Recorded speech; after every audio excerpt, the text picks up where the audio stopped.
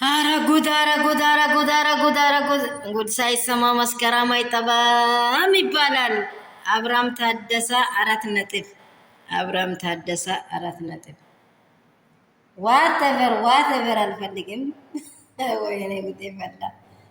አብርሃም ግን ጤነኛ ነህ? የመጀመሪያ ትክክለኛ ውሳኔ ነው። እውነት ይሄን ቆርጠህ ነው? እውነት ትክክለኛ ሀሳብ ነው አንተ ነው የሚታወራው ወይስ ሌላዋ ደግሞ ትላንት በፀጉሩ ሰርታ ዛሬ ፀጉሩን ስታወጣ ነው ይሄን ነገር የመጣብህ? ወይስ ትክክለኛ ወሬ ነው?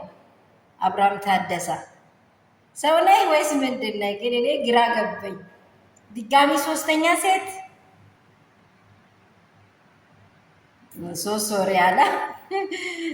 ሶሪ ያለ በጣም ከባድ ነው። በጣም ከባድ ነው። እንግዲህ ሁላቸውንም የሚያስደነግጥ ጥያቄ ነው ያወራው። በእርግጥ አብርሃም ከልቡ ሆኖ ነው ወይ ይሄን ነገር የሚያስተላልፈው?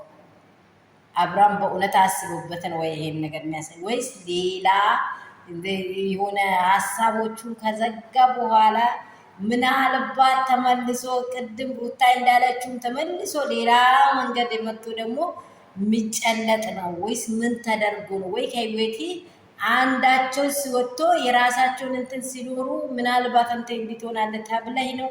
ወይስ ራሲ አሳምነህ ነው? ራሲ ሰላም የኔ ቤተሰቦች እንደምን አላችሁ? ሁሉ ሰላም፣ ሁሉ መልካም ነው ወይ? እኔ ጋር ሁሉ ሰላም ነው። ሰላማችሁ ብዝት ትርፍ ይበል። በማምሻው ትልቅ መርዶ ተሰምቷል። እግዚአብሔር ይገስጸው።